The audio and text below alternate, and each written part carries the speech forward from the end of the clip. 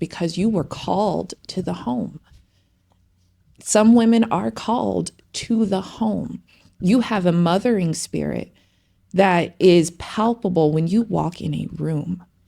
So to think that there is a deficit because you don't have a job or anything like that, no, God gave you the children that needed mom at home. And so everything that kept you home was on purpose. So never think that you're at a deficit or envious of anything else, because there is honor in what he called you to do. And there is honor in the 16 years that you've been at home. There is honor in the next phase of being home. Your girls need you.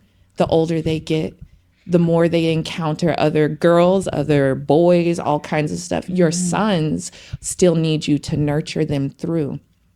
So being at home is not a deficit. Not doing the work-life balance is not a deficit. It's an honor. And God has honored you in being able to stay at home. And it was always just hard for me to reconcile that because of the financial troubles that it put it in, obviously not being able to be a great helper to him, right? And so I thought that in order for what you just said to be true, that there had to be financial success as well.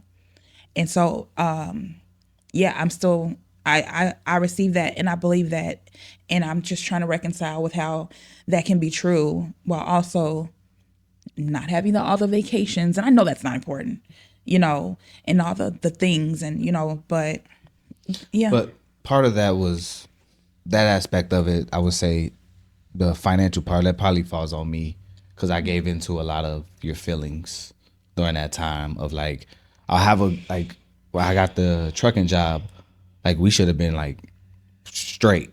Right? I had the opportunity to make really good money, but I worked less to be there for you when I should have just been like, look, you'll figure it out, and kept my butt at work.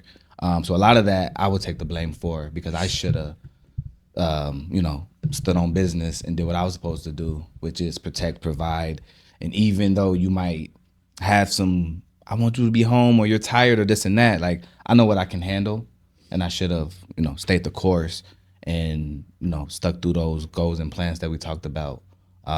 So a lot of that falls on me because I gave in to your feelings and emotions. We were young. I was like, come home, babe. I want to stay on the nurturing of the kids for a bit. How did all you guys nurture like each kid? What was the difference in nurturing them? Because everybody's different. Mm-hmm. You would think that they all would be the same. Like, I got the same kid with this person. They all gonna be the same. It's like, when I started having kids at 20, I was like, okay, I'm just gonna, copy paste. And the first two came out polar opposites. We recently did the kids' love languages again. And Tihani, who's always like, whenever you're trying to hug her and kiss her, it comes out and her love language is physical touch. And we go, and she goes, I've been lying this whole time. Oh my goodness. So I think first and foremost, it's being intentional and intuitive.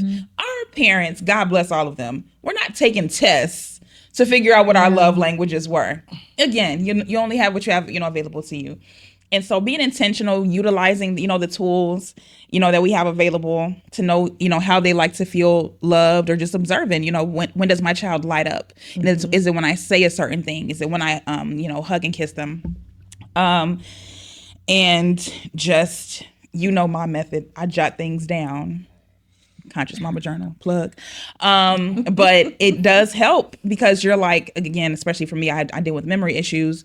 But knowing what they like and paying attention to that and being intentional with that. And then when you have multiple kids, making sure that they have their personal one-on-one time with the parent. That's been our go-to, and so far, so good. Does it change with each age? Yes. I think so. What does that look like? Again, just constantly reassessing, right? Like you got to kind of go back to the drawing board, I think. Erase some stuff, make some adjustments. And then is there a difference between like the genders, right? So this is a good question, and I want to hear them answer because I have my answer, and I want to see if it's similar. Well, I love that you brought up the love languages because I think that's super important. I literally had a conversation with my 21-year-old son recently about that. And how as a parent, it's important for us to try to learn what our children's love languages are, because they are different, not just from each other, but from us. And I think naturally, as human beings, we naturally want to love people the way we receive love, and can't comprehend why someone isn't feeling loved the way you feel loved. Like, if yours is words of affirmation, I tell you how amazing you are. Like, why don't you feel the love? Like, that would make me feel amazing, And so really understanding, as we study our children as they get a little bit older, and learning, what it is that makes them feel loved. Like you said, what is it, that thing that I do for them that lights up their face? And even having conversations as they get a little bit older, asking them, how do you feel loved? What's it more important to you? Is it this or that? But in the conversation with him, it was kind of like, obviously we do love the way we feel most loved, but it's super important because especially my two younger ones, which is, my biological children, they're very different in the way that they receive love. And my son, who is a physical touch person, and I'm not, that's not one of my primary love languages. I have no problem altering it, right? Because that's my baby boy, right? I'm gonna love on you and everything. And as he gets older, my heart just bursts because he still loves it, which makes me feel good, because, I want to be able to love him the way he wants to be loved. Where my daughter is like that, right? Goodness. But she means it, right? And her love language is words of affirmation. So as I affirm her, she feels that love. She's like, you ain't got to hug me, Mom. Just tell me I'm amazing, And my son's like, listen, I don't care what you say to me. Come and love on me and hug on me, But I find it's a little bit different. Maybe not so with my son, but with my daughter, in terms of, moms with girls is a little bit different than moms with their boys, And with my daughter, although her love language is words of affirmation, I look at someone like, when she's receiving love from maybe someone else, it might be a little bit different, like a male figure in her life, it might look different than for me. Like, so just really understanding, that it may look different from that person in your life too.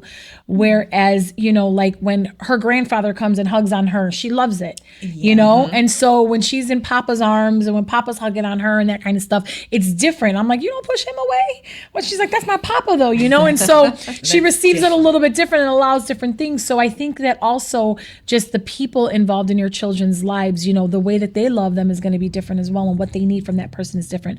But as a mom, for me, it was important to say, even if it's not my love language, I'm going to have to get out of my comfort zone and love you the way you need to be loved, because I want people to love me the way I want to be loved. Absolutely. And you deserve that right as well. And so being able to learn, I had them even do tests when they were a little bit younger. And I think it's important to, even as they get older, ask and then maybe have them do the test again, because it is very true. It is, those tests are so on target, if they're being honest with it. And I know maybe not my first love language, like the number one thing hasn't changed, but number two has changed a little bit over the years as I get a little bit older and what's important to me. So I think they evolve, they're human beings. They evolve just like we do, So, but learning what it is and paying attention to those things has been really important for me. And I've tried to, haven't been perfect at it, but I've tried to really learn what they are and pay attention, so that I'm making sure that I'm filling their love tank and they don't have to go anywhere else to get that motherly love that they're looking for. You know what I mean? In anybody else. Absolutely. That's good. Yeah, I probably forced quality time on everyone. I just feel like you're going to like this, and this is going to be a shared family love language. That's why y'all friends. You be getting, so y'all be charging each other up, because every day she's like, family time. And then there's mandated family time in the house. Why do we have this big old couch if we not all going to sit on it and have a good time? Yeah, I understand it, but sometimes the movies she be picking out. Anyway, I'm sorry. Go ahead. So, like, what are we watching? I'm like, but the kids, like, it's something that to me has always been important, to have the family time. And then understanding, their differences. My daughter, Angel, is like, she's my shadow still. Like, she is mama's girl 100%. She needs the quality time. She needs the physical touch. She will actually ask for it. Mommy, can you squeeze me and not let me go? And I've had to be like, I get touched out because, my tank, I'm like, y'all, I need some, mommy needs some sticky hands. Some alone time.